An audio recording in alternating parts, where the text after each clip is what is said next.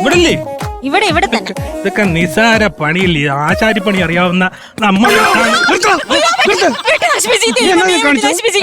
എന്തായി കാണിച്ചത്? എങ്ങനെയല്ലേ വെട്ടുന്ന മരം? നീയാണോടാ വലിയ പെരുന്തച്ചനാന്ന് പറഞ്ഞത്? ഇവിടെ ഇത് എത്ര രൂപ കിട്ടേണ്ട മരമെന്നറിയോ? ആ മോലാളി കണ്ടു കഴിഞ്ഞാൽ എന്നെ തെറി വിളിച്ച എന്റെ ജോലിയും കളയും അയാള്.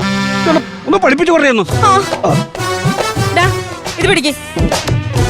പുളിയും ചിറ്റിക്കും ഒന്നല്ല വേണ്ടത്. ഇപ്പുറത്തേക്ക് വാ.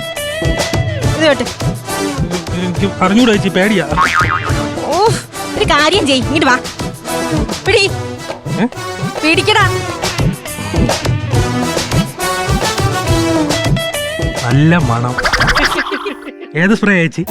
എന്തിനാ അറിഞ്ഞിട്ട്? അല്ല, എന്റെ അനിയത്തിക്ക് ഒരെണ്ണം മേടിച്ചു കൊടുക്കാനാ. അയ്യോ, വാങ്ങി കൊടുക്കല്ലേ. അത് ഇതുപോലെ നല്ല മണോന്ന് പറഞ്ഞ് പഞ്ചാര അടിക്കാൻ വേണ്ടി ഒരു അലവലാദികൾ വന്ന് അങ്ങ് ഓട്ടം.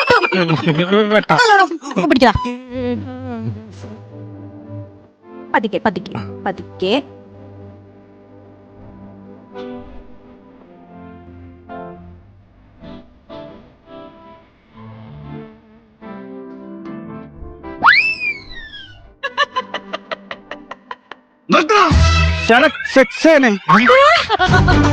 എന്താണ് അവിടെ കാണിച്ചത്?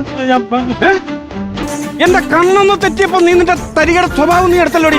പഠിപ്പിക്കാൻ പറഞ്ഞിട്ട് പോയതല്ലേ. എന്താ പാപ്പിച്ചാണ് ഇങ്ങനെയാണോ ദേഹത്തോട്ടാണോ പഠിപ്പിക്കുന്നത്? ഞാൻ ദേഹത്ത് പിടിച്ചില്ല. നീ ദേഹത്ത് പിടിച്ചില്ലേ? നീ എന്തിനാണ് പിടിക്കുന്നത്? നിന്റെ ദൃഷ്ടി പതിഞ്ഞാൽ തീർന്നു എന്ന് കരുതിയാ മതി. മനസ്സിലായോ? ഒരു കാര്യം ചെയ്, ചേട്ടൻ പഠിപ്പിച്ചു കൊടുക്ക്. പോണാ മലേഷ്യക്ക്. എന്റെ കത്തിയിട്. കത്തി നിലത്ത് എടുക്കണം.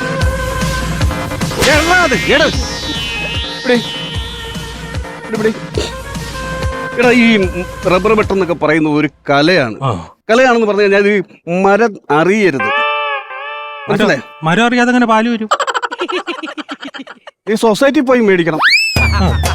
ഒറ്റ പേട്ടത്തലക്ക് ഒരു വീക്കാൻ പറ്റും. എടാ, മരം അറിയരുതെന്ന് പറഞ്ഞു കഴിഞ്ഞാൽ മരത്തിന് വേദനിക്കരുത്, കറ കിട്ടണ്ടേ. അപ്പൊ ഇത് തടിയിൽ കയറി കത്തിക്കൊള്ളരുത്. അതാണ് പറഞ്ഞത്. മനസ്സിലായോ? അങ്ങനെ സൂക്ഷിച്ച് വേണം ചെയ്യാൻ. നൈസ്. മുണ്ടടിച്ചിടാ.